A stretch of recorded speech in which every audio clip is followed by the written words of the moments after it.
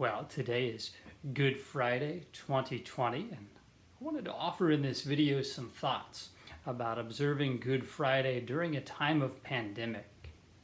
Many of us are not going to be able to attend the Good Friday celebration of the Lord's Passion as we have done in previous years.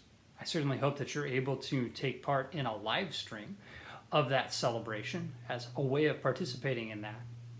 Some of us might also decide to watch the movie The Passion of the Christ. It's really intense, it's hard to get through, but it is another way of entering into the passion of Jesus, the death that he suffered for you and for me today. I want to offer some additional thoughts of other ways that we can allow God to draw us more deeply into this mystery of the great love that God has for us that took Jesus all the way to the cross so that we can grow in our love for him and our resolve to continue following him in our lives. And the way I'd like to approach that is by considering the role that imagination plays in our prayer. We tend to think of imagination as something that draws us into fantasy. We have an imaginative faculty. It allows us to create images. They might be visual images, they might be auditory, they might be images of sensations of touch or smell or taste, or a combination of these things. Now, we can use our imagination in a way that's disconnected from reality. That would be drawing us into fantasy. But consider this. When I remember something, I might see the event, the place where it took place, the people who were there. I might hear the sounds or the words that were spoken. I might remember the sensations of touch or of smell or of taste. But here's the deal. These memories are things that actually happened. My imaginative faculty is active as I remember these things, and it's putting me in touch with reality. So our imaginative faculty can also be a way of encountering reality. And when we put the Holy Spirit into the mix, as happens in prayer, the Holy Spirit now begins to make use of our imaginative faculty.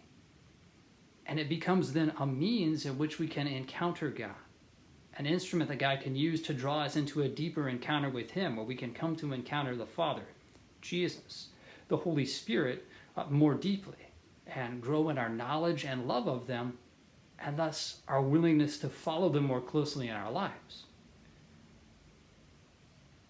I've noticed that praying with the Gospels is a time when God tends to engage our imaginative faculty more readily. The Gospels tell a story. It's a bunch of different incidents in which Jesus interacts with different people, says and does different things, and oftentimes as we spend time in prayer with the Gospels, the Holy Spirit will help us to be there in the scene, seeing Jesus, seeing the others who are present, watching the scene unfold, getting a sense of what it feels like to be there, as he heals this person, as he confronts the scribes and the Pharisees, and so on. So our knowledge of Jesus grows as the Holy Spirit uses the imaginative faculty to draw us into that encounter. I've encouraged you in the series, A Tabernacle of the Heart, to let God teach you how to encounter him in the tabernacle of your heart, wherever you happen to be.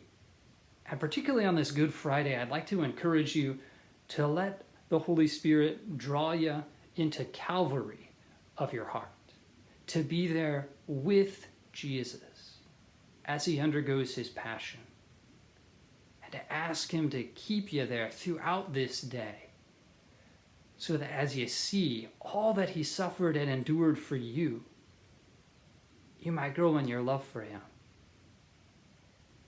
and your readiness to follow him more closely in your life. So I know it's a challenge that we're not able to go to the Good Friday celebration to venerate the cross as we've done in the past, but we can still be with Jesus in the Calvary of our heart and ask the Holy Spirit to engage our imagination so that we're able to really be there with Jesus, in touch with that reality, because Jesus really did suffer and die on Calvary today for you and for me. So those are my encouragements for Good Friday during a time of pandemic. May you spend time with the Lord today, and may He strengthen you to follow Him more closely as His disciple. God bless you.